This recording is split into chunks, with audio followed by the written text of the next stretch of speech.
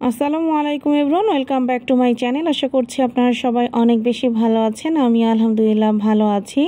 তো আজকে ছিল গিয়ে ঈদের দিন, তাই সবাইকে ঈদ মোবারক। আসলে এখানে জারিফ এবং জারিফের বাবা রেডি হতে হতে একটু দেরি করে ফেলেছে। ওদিকে জারিফের কাকারা সবাই অলরেডি মসজিদে চলেও গিয়েছে। এখানে আসলে আমার শ্বশুরবাড়ির পাশে একটা মসজিদ আছে, মসজিদে ওরা সবসময় নামাজ পড়ে, তাই ওখানেই ঈদের নামাজ আদায় করেছে। আর আমার আসলে সকালবেলা দায়িত্ব ছিল সেমাই রান্না করার। তো আমি আসলে লাচ্চা সেমাই রান্না করেছিলাম আর জর্দা সেমাই রান্না করেছিলাম। তো এখানে জর্দা সেমাইটা তো আপনারা দেখতেই পাচ্ছেন, আর ওদিকে লাচ্চা অলরেডি অনেকটাই খাওয়া হয়ে গিয়েছে, অল্প কিছু বাকি ছিল, তো সেই ক্লিপটা আপনাদেরকে দেখাবো। আর এখানে পায়ে দেখতে পাচ্ছেন, এখানে আমার মেজো ভাসুর, মানে দাদা বলি যাকে আমরা, দাদা সকালবেলা পুরো এক ড্যাক পায়েস রান্না করেছে। দাদা আবার রান্না বান্না করতে পারে খুব ভালো, তাই আজকের পায়েসটা দাদাই রান্না করেছে। আর এই যে কালারফুল যে লাচ্ছা সেমাইটা থাকে, তো সেটা আমি রান্না করেছিলাম অলরেডি শেষের দিকে। আর এই সেমাইটা আমার শ্বশুরবাড়ির সবাই খেতে অনেক পছন্দ করে, আর এই সেমাইটা আমারও অনেক প্রিয়। আর এদিকে ঈদের নামাজ শেষ হয়ে গেলে আমি একটু বাড়ির সামনের দিকে এসেছিলাম, কারণ এই টাইমে সবাই ঈদের নামাজে গিয়েছিল। দেখতেই পাচ্ছেন চারিদিকটা একদমই ফাঁকা, কাউকেই দেখা যাচ্ছে না। তবে এখানে এসে কিছুক্ষণ দাঁড়ানোর পরে দেখি জারিফের বাবারা সবাই এক এক করে বাড়ির দিকে ফিরছে। তো এটাই হচ্ছে আমার শ্বশুর বাড়ির সামনের সাইড। এর আগের ভিডিওগুলোতেও আমি আপনাদেরকে দেখিয়েছি, যারা নতুন দর্শক তাদের জন্য আবার একটু বলে দিলাম। আর এখানে যে এই ঘরটা দেখতে পাচ্ছেন, এটাই হচ্ছে গিয়ে আমার শ্বশুরবাড়ির পারিবারিক মসজিদ, এবং মসজিদের সামনে একটা কল আছে, আর তার ঠিক পাশে একটা খুব সুন্দর পুকুর আছে।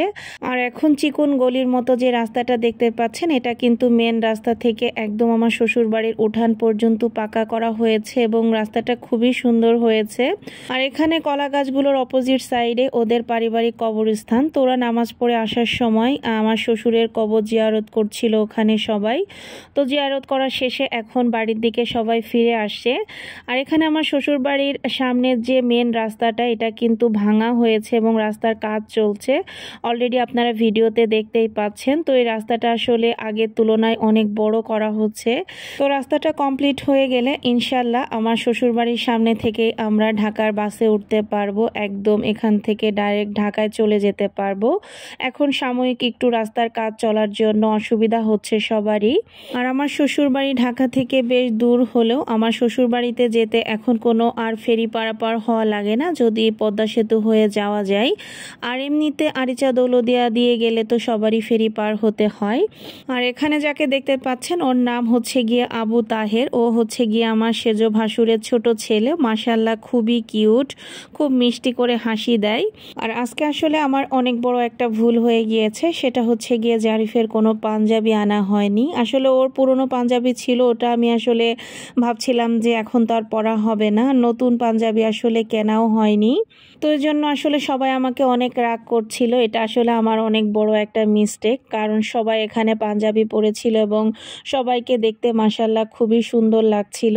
আর এখানে নামাজ পড়ে এসে বাচ্চাদেরকে সবাই সালামি দেওয়া হচ্ছিল। এখানে জারিফের মেজো কাকি জারিফকে সালামি দিচ্ছিল এবং সবাইকেই। তো বাচ্চারা তো সালামি পেয়ে অনেক খুশি হয়েছিল। তারপরে সবাইকে একসাথে একটু ফ্রেম বন্দি করা হলো।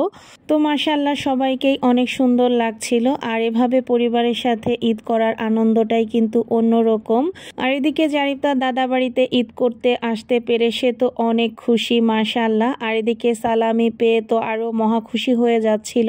জারিফ এবার তার দাদা বাড়ি থেকে অনেক সালামি পেয়েছে মাশাআল্লাহ, মোটামুটি সবার কাছ থেকেই সে সালামি নিয়েছে। এদিকে আমরাও কিন্তু বাদ যাইনি, আমরাও কিন্তু সব বউয়েরা সালামি পেয়েছি মাশাআল্লাহ এবার। আর এদিকে দেখে আমার সেজো ভাসুর একদম গাছ পাকা কাঁঠাল নিয়ে চলে এসেছে। এটা তাদেরই এক চাস্তো ভাইদের গাছের কাঁঠাল আর কি। তো আলহামদুলিল্লাহ এই বছরে প্রথম কাঁঠাল খেলাম, এবং কাঁঠালগুলো মাশাআল্লাহ খুবই মজার ছিল। দেখে কেমন দেখা যাচ্ছে, তবে খেতে খুবই মিষ্টি ছিল। তো মাশাআল্লাহ দিলে সবাই কাঁঠালটা আমরা খুবই মজা করে খেয়েছি। তো তারপরে আজকে দুপুরে রান্না বান্না আমি শুরু করে দিয়েছি। অলরেডি মুরগির মাংস আমার রান্না করা হয়ে গিয়েছে। এখানে আমি তেলাপিয়া মাছ ভুনা করছিলাম আর চিচিঙ্গা ভাজি করছিলাম। আর এখানে আমার সেজো ভাসুর কাঠবাদাম ছিলে সবাইকে খেতে দিয়ে গেল, তো সেটাই খাচ্ছিলাম। তবে আপনাদের অনেকের কাছেই মনে হতে পারে যে ঈদের দিন এরকম কেন রান্না বান্না। তার প্রধান কারণ হচ্ছে গিয়ে আগামীকাল আমার শ্বশুর বাড়িতে অনেক বড় একটা আয়োজন আছে। তো সেজন্য আজকের খাবারটা আমরা ইচ্ছা করে খুবই সাধারণ রেখেছি, কারণ আগামীকাল যেহেতু অনেক রিচ খাওয়া দাওয়া হবে, তো সেজন্য আজকের খাবারটা খুবই সিম্পল খেয়েছিলাম আমরা। তো এটাই হচ্ছে গিয়ে মূল কারণ। আর আজকের দুপুরের সব রান্নাগুলো আমি নিজের হাতে করেছিলাম আলহামদুলিল্লাহ। তো শ্বশুরবাড়িতে এসে এভাবে নিজের হাতে রান্না করতে কিন্তু অন্যরকম একটা ভালো লাগা কাজ করে। আর আমার শ্বশুরবাড়িতে ঈদের সময় যেহেতু অনেক লোকজন হয়, তাই আমরা বাহিরেই খোলামেলা যে মাটির চুলা আছে ওখানেই রান্না করি। আর ভিতরে যে গ্যাসের চুলা আছে ওখানে সেমাই, পায়েস টায়েস, চা এগুলো করা হয়ে থাকে আর কি। তো এখানে গরমের মধ্যে আমি রান্না করছিলাম, আর এদিকে জারিফের বাবা বাড়ির সবার জন্য বেলের শরবত তৈরি করেছিল। যদিও বেলের শরবতের রেসিপিটা সে আমার কাছ থেকেই নিয়ে নিয়েছিল। তো তারপরে সে এখানে আমার জন্য খুব সুন্দর করে 1 গ্লাস বেলের শরবত দিয়ে গেল। তো এর থেকে ভালো লাগা আর কোনো কিছুতেই হতে পারে না আলহামদুলিল্লাহ। তো খুবই মজা করে বেলের শরবতটা খেয়েছিলাম মাশাআল্লাহ।